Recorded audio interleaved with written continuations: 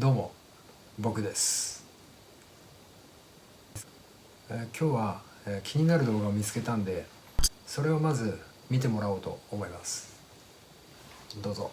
What can you tell us about faction wars within the Illuminati? Yes, that's a good subject, by the way, because people always think about the Illuminati as families as only the Rothschilds or the Rockefellers for the U.S. While in reality, on the Illuminati level, especially country-wise, the U.S. is just a baby state. People always think that the U.S. is the top dog within the Illuminati level. It's further from the truth than that, because on an Illuminati level, the U.S. is a baby state, and all the European countries, or the ancient states, nation states, they got within the hierarchy a much bigger role than the U.S. Concerning the Illuminati, it's the pinnacle of the highest hierarchies within the secret society networks that are overlapping us within the pyramid. And you see within the various pyramidal structures of, let's say, the Knights Templars, the Council of Foreign Relations, the International Institute of Foreign Relations, and all those other groups, they all interlock in each other through various lines. And on the top, when you get the final picture, as let's say like a pyramid, you find then the top 13 bloodlines back. Robert goes at least to 3 of those bloodlines as minimal. Besides the 13 that also Springmeyer mentioned in his book, there are many others as well. But the thing is about the Illuminati, and they are fractioned. As I said, people always think about the Rockefellers or the Rothschilds. But imagine if the Illuminati is that powerful as people think, and they were only one group.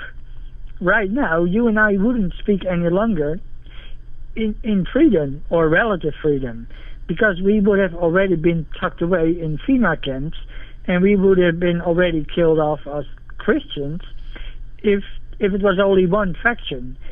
At the moment, behind the scene, there's a faction war going on, because the Rothschilds found out in the 70s, after they fought in the early 20th century, that they had killed off a very important Russian bloodline, the Romanovs. And in the 1970s, Robert at that time was in the mansion of Evelyn de Rothschild, and he heard his outbursts when he was told that the Romanov, or certain people within the Romanov family, had survived, and they have been building up in quiet way their empire, and they took little by little back the control over Russia. And this group, the Romanov Illuminati faction, or they call them now the Gnostic Illuminati, one of their spokespersons in this world right now is, among other 2 people, David Wilcox and Benjamin Fulford, who seem to believe the lies of this Romanov faction, especially what they have promised the world. But in a matter of fact, the Romanovs are even worse, if it comes to it, than the Rothschilds. But the Rothschilds are now in a heavy fight for total control with the Romanovs, and in this case the Romanovs controls the Russian Federation. They control China, North Korea, and a few other countries as well. There were a few other countries in Europe who were planning to cross over, but so far they have not done it. I think also this has to do with another thing, what happened in, I think, when was it, 2010, because we had in 2010, Japan wanted to start negotiations with the Romanovs, and they were warned by the Rothschilds through one of their assets, George Bush, who also runs the Odessa group. It's a group that is in every major secret intelligence agency, and they are a clandestine group that are doing all the drugs trafficking into arms trades and any dirty thing out there. And this group had stolen in 1998 4 nuclear warheads from the Ukraine at the point that the Ukraine wanted to hand them over to the UN, to the Atomic Agency of the United Nations. And they have used one of those nuclear heads on the sea bottom and made it to an explosion, and that created a tsunami that also had hit the Fukushima power plant. And we all know now what happened after the explosion and after the tidal wave and the fallout and everything else. But that was a warning by the Rothschilds. Don't try to talk with the Romanov group, or otherwise you will pay the price. And there's a heavy war going on, silent war between the two groups now.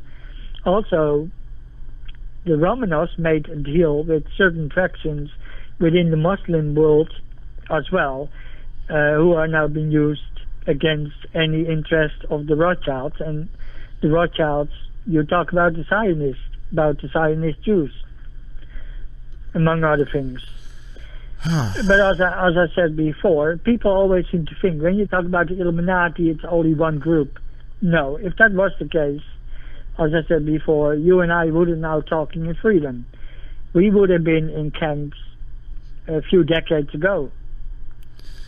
This is just incredible. And I remember when you told me about the whole thing with Fukushima and what Robert knows about that, I was like losing it. And that was just a warning also to other countries. Don't try to go in negotiations with them or crossing over, because otherwise a similar fate could happen. But the takeaway you're telling us is that the Illuminati is not a cohesive group with... No, they are fractured. And we always think about, you could say there are 3 main factions. You got faction 1, that is what they call the Rockefeller faction, but in essence, the Rockefeller take their orders from the Rothschilds in the end. The Rockefellers are nothing more in a way like floor managers. In this case, over the department store United States as a corporation. But they take their orders in the end from the Rothschild faction, but is centered within the United Kingdom. That is the heartland of the Rothschild Empire, at least of the banking side of it. Okay. Because we still got also the French side, who is even deeper into the occult, while the British Rothschilds are the economic power. Okay. Because they're controlling probably 95% of all the banking worldwide, especially central banks. Now, you said that there's 3 basic factions. So we have the Rockefeller Rothschild. I am assuming the Romanovs fall into a second category. Yes, they are the third faction. And as I said, the Rockefellers operating under the Rothschild faction, so they are one faction in a sense now, at least within the fight against the Romanovs, because the Romanovs became quite powerful, especially that they now control China for one.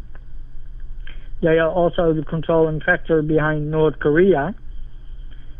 So you got already 2 superpowers with a lot of nuclear power in weaponry and whatever type of other technologies, not to mention in manpower, especially China, but probably has also the highest or the biggest army in the world in manpower. Okay. Wow.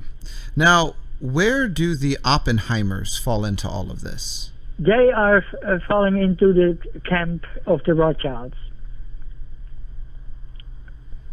Roberts in the 70s He was brought on various occasions with Rothschilds, not only for rituals to Africa, countries like Nigeria, Ghana, South Africa, but he also, or one of his altars were also pulled out, and they were used in negotiations. But the Oppenheimers, they running the African branch for the Rothschilds, again like floor managers.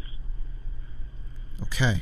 As the Rockefellers, and as the Rockefellers are mainly within the oil, pharmaceutical, and also to a certain extent in the military-industrial complex.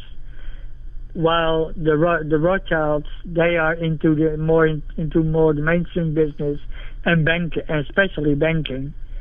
Now, as one of them ever said, I think that is noted in history, I don't care who runs the country as president or as king, so long I printing the money, because in the end, who controls the money press, that is the one that controls the country. Got it.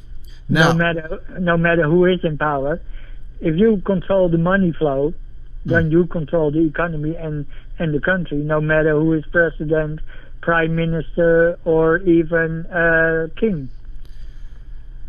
Now, as we're looking at the Illuminati, okay, many researchers have concluded, well, they're primarily Luciferian, and a lot of biblical scholars and researchers have concluded that Lucifer is one of the names or titles used by Satan. Well, Satan obviously is not a human being. He is a fallen power. He's a cherub. So that is an angel. And as we look at the hierarchy of the powers of darkness, there seems to be some transitionary points where there is an exit from the humans that are being implicated in these agendas, and there's a emerging with the heavenly powers and those that are affiliated with the Luciferian agenda, if we can just use that as a blanket term, the agenda against Jesus Christ.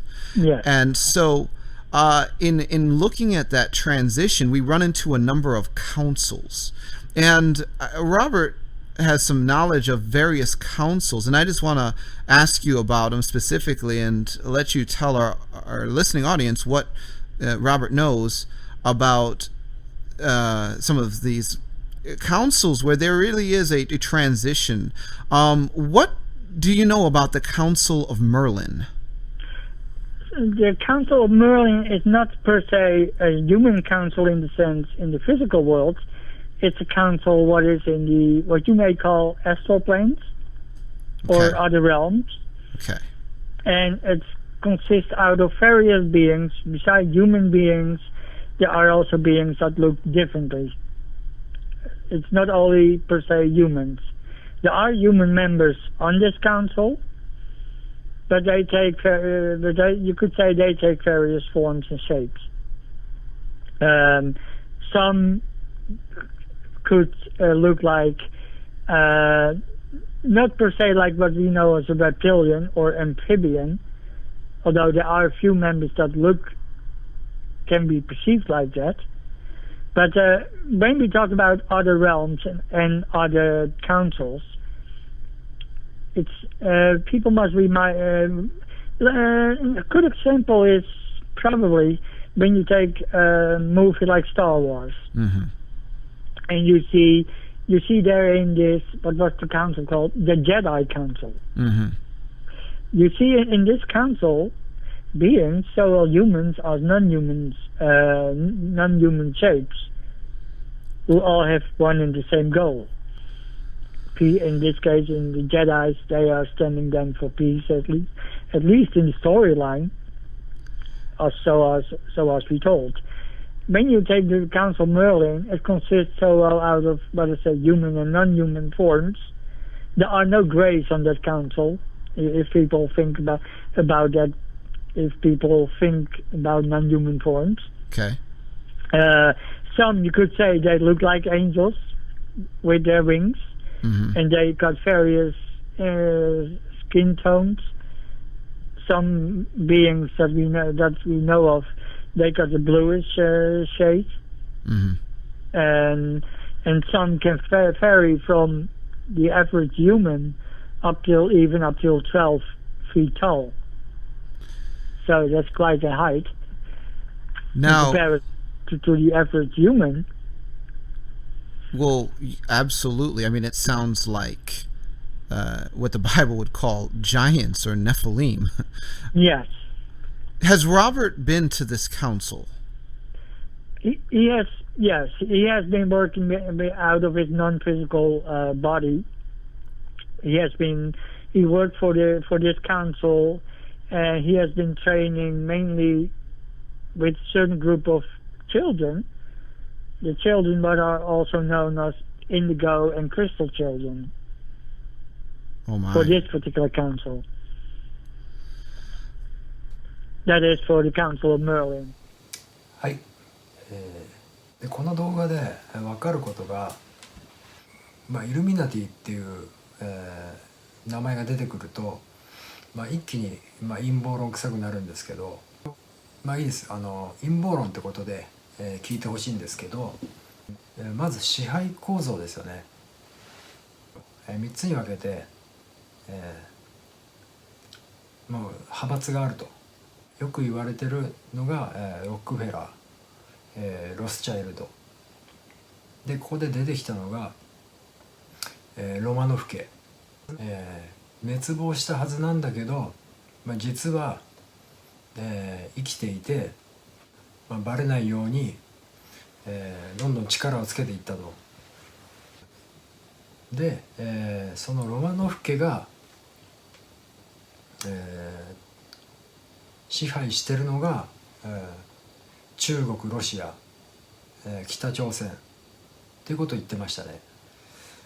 でロックフェラーは、ロスチャイルドの、指示に従ってるとっていうことなんですけど、見てる感じだとやっぱり、自分たちのボス、ロックフェラーとその、ロックフェラー傘下の人間と、ロスチャイルド傘下の人間っていうのは当然やっぱり、時には争ったりもするわけなんですよね。何か大きなことをなす時は一緒に、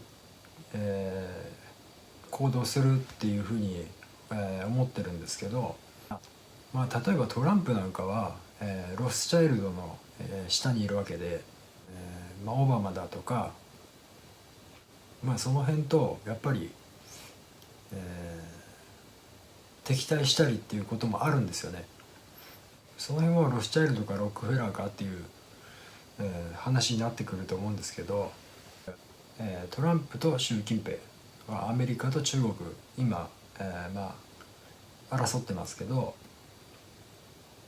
その後ろには、ロスチャイルドと、ロマノフがいるってことですよね。で、311なんですけど、初めて311について、語るんですけど、あれですよね、ロックフェラー、ロスチャイルドの、勢力が、海底に、核爆弾を埋めて、爆破して、大きな地震を起こして、津波を起こしたと。東京湾でも爆破してると、思います。海ボタル、あれ確かベクテル社ですよね。ロックフェラー系の、企業が、建設企業が関わってるんで、そこも危険だとは思うんですけど、でこの動画で言われてることは、ウクライナから、盗んだ核を海底で爆発させたのが、311東日本大震災だよと。そして僕が目が覚めるきっかけになったのも、311なんですけど、どう考えても、おかしいなと。あんな気持ちの悪い揺れ方、自然の地震で起こるわけがないだろうというところからネットで、いろいろ検索しだして、結論を言うと、あれは自然の災害じゃなくて、テロだと、じゃあ誰がやったんだと、誰がやったんだっていうことになって調べ出したのが、きっかけで目が覚めたんですけど、僕の考えと今見てもらった動画の、内容っていうのは、ほとんどズレがなくて、やっぱり思ってた通りだと、いうのがほとんどで、ただ、ロマノフ家っていうのは、盲点でしたね。見えてなかった。で311で、311が自然の災害じゃなくて人工的な災害だとして、じゃあ、何のためにそんなことをしたんだと。その答えが、アメリカの、デフォルト回避だとか人口削減だとか、そういう話は、よく調べれば出てきてたんですけど、確かにそれだけじゃ納得できないような焦りだとか、苛立ちを感じるような災害だったんですよ。人工的に起こしたと考えた時に、なんでここまでやるんだと、なんでここまでやって、でさらに、仙台に、イスラエルの六芒星ですよね、こんなオブジェまで作って、まるで私たちがやりましたって言ってるようなもんだと思ってたんですけど、この話を聞いてそうじゃなかったってことが、分かりましたね。このシンボルを、六芒星のシンボルを、東北に置いた意味っていうのは、ロマノフ家に対するその牽制ですよね。勝手に日本に歩み寄るなって、そういう意味だったんだなっていうふうに、僕は解釈しました。民主党政権の時に、ロマノフ家がこっそり歩み寄ってたんだなと。それに対して、ロスチャイルド・ロックフェラー、側が、ブチギレて、日本の政治家に対してもメッセージでしょうね。勝手なことしたらこうなるぞと。だから、誰が総理になっても、安倍総理だろうが、菅総理だろうが、言うことを聞かないとそうなっちゃうと、そういうふうに見せつけられちゃってるんですよね。でベンジャミン・フルフォードのバックにも、ロマノフ家がいるっていうことなんでしょうけど、騙されてると、いうようなこと言ってましたけど、そうですね、中国共産党を背後で操ってるやつらがまともなわけないんですよ。ロシアにしても北朝鮮にしても、その背後にいるのがロマノフ家っていうことになると、ろくなもんじゃないですよね。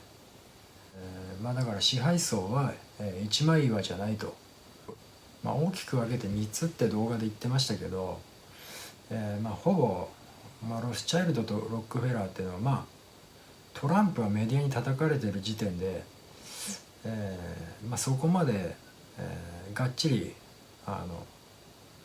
共闘してないんでしょうけど、一つの勢力というふうに考えると、3つというよりは2つなのかな。ロスチャイルド、ロックフェラー、ロマノフ、もう少し、いろいろと調べていかないと、わからない部分も、